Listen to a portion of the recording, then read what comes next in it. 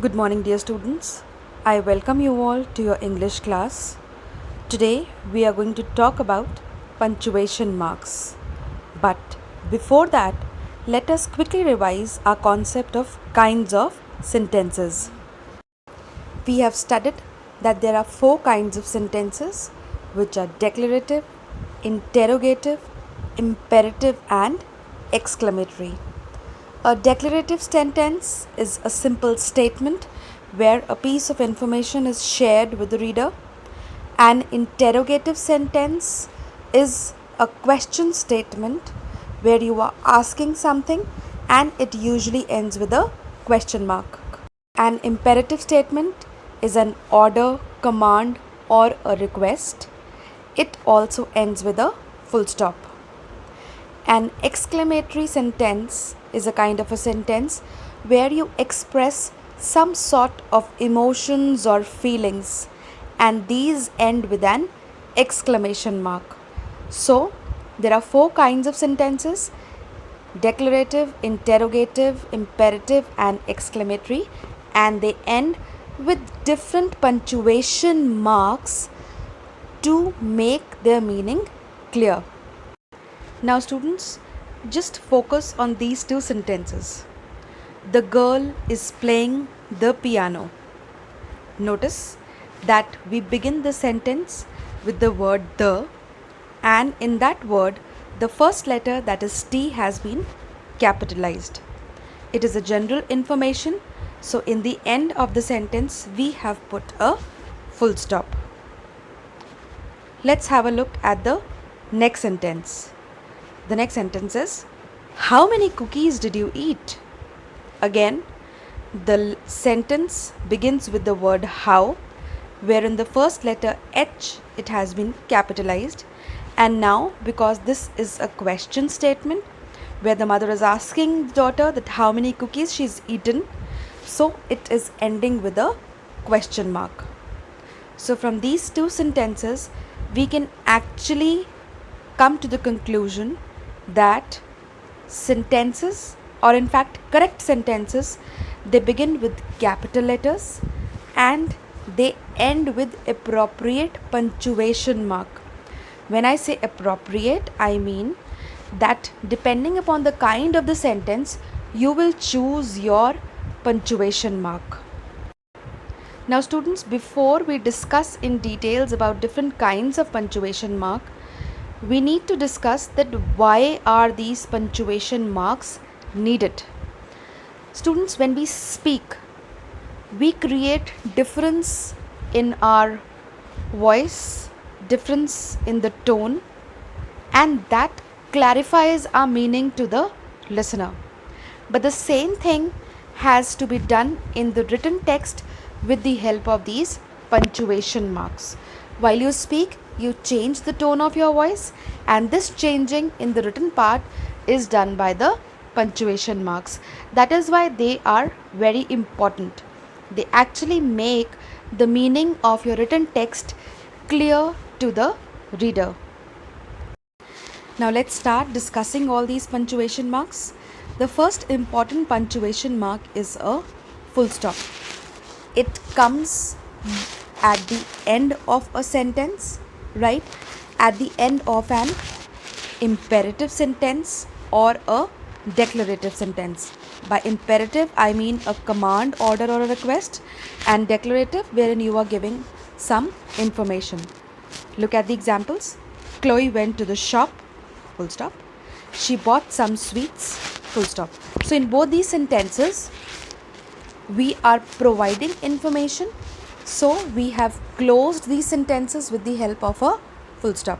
Children, we do not speak these punctuation marks. We just put a mark in the written text. For example, when I am saying Chloe went to the shop, full stop, this is wrong. While reading the sentence, I just have to say Chloe went to the shop, Ram is playing, the boys are dancing, etc. Things like this. Now coming over to the next punctuation mark, which is a comma.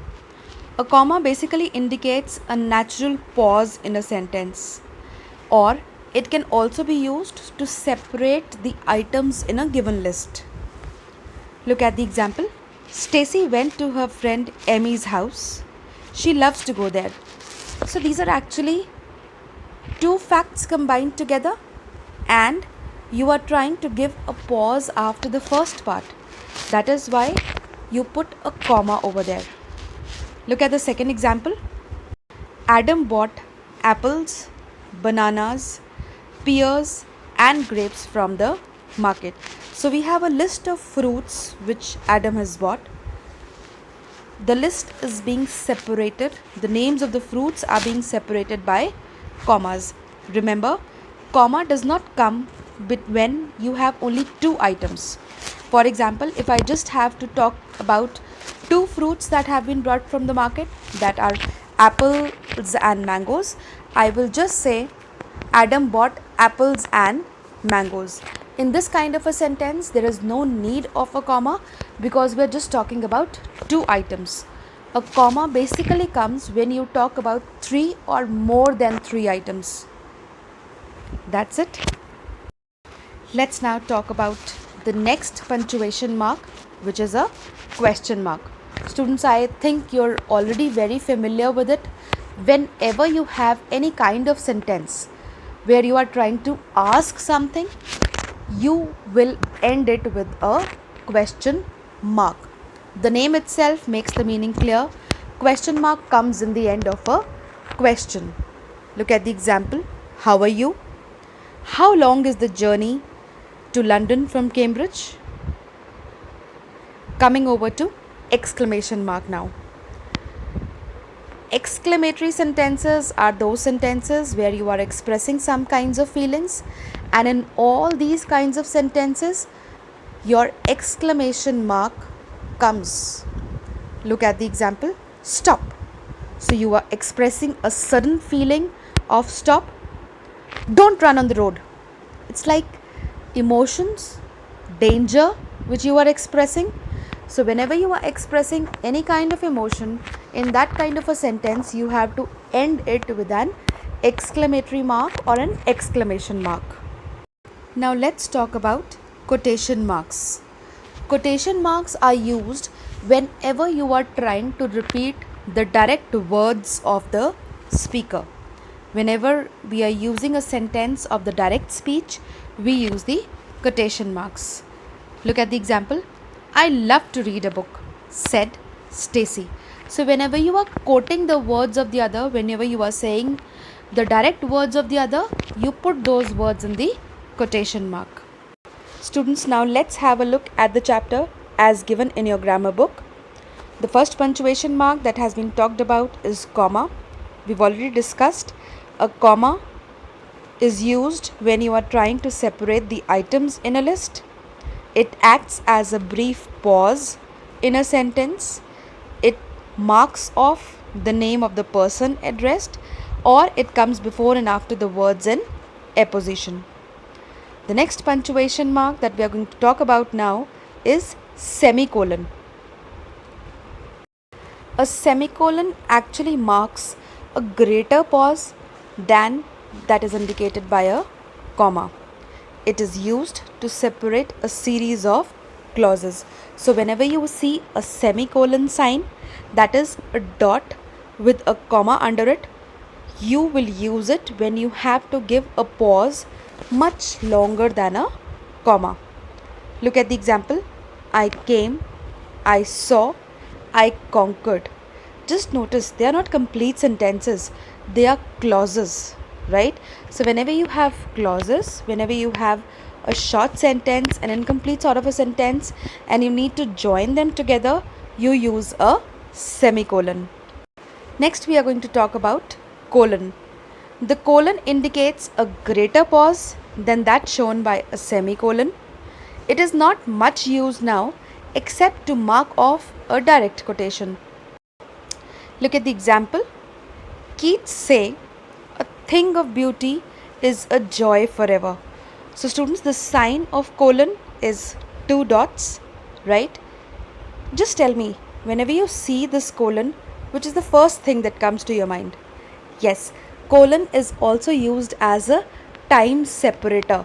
When you're going to write time, you basically use colon between hours and minutes and between minutes and seconds. This is how you define time, right? And it also comes when you are beginning a quotation, just like the example given over here. The next one mentioned here is a full stop. We have already discussed that a full stop comes in the end of an assertive or declarative or an imperative sentence. That means in kinds of sentences where you are giving some sort of general information, or when it becomes a command, order, suggestion, or a request, in the end of all those sentences you will put a full stop. It acts like a complete closure to the sentence. The next one mentioned here is the easiest one, which is a question mark. A question mark always comes at the end of an interrogative sentence. That means whenever you are asking something, you put a question mark in the end. How do you do? How old are you? All these are questions, so they are ending with a question mark. Next is the mark of exclamation, or you can also call it an exclamation mark. As we've discussed, it comes at the end of exclamatory sentences. And quotation marks, they are used when you are quoting the direct words of the speaker. Students, the next thing that we need to keep in mind when we talk about sentences or punctuation marks is the use of capital letters. The very first thing which you already know about capital letters is the first letter of the first word of the sentence is always capitalized. That means whenever you start writing, you have to start writing with the capital letter. Another important thing, whenever you are writing a name which is a proper noun, it will be capitalized. For example, when I say Taj Mahal, T for Taj and M for Mahal will be capitalized because it is a specific name of a monument, a proper noun. Then there are words such as oh, God, I, alas. All these always begin with the capital letter. The first word of a sentence put within the inverted commas is capitalized. This you need to learn when you are talking about your quotation marks. Whenever you begin the direct quoted words of the speaker, after your inverted commas begin, the first letter of the first word which you mention over there has to be capitalized. Look at the example given over here. She said, this lesson is hard to learn. So after the word said, there is a comma, then your quotation marks, and after the quotation marks, the first word this, the first letter, that is T, has been capitalized. The first word of every line of poetry is also always capitalized. So whenever you are writing a poem, you must remember that whenever you begin a new line of the poem, the first letter of the first word has to begin with the capital letter. Students, I hope you are clear about the use of different punctuation marks and how are we going to choose whether to put in a capital letter or not. Read your lesson again, listen to the video again, and try to understand the concept. Happy learning. Thank you.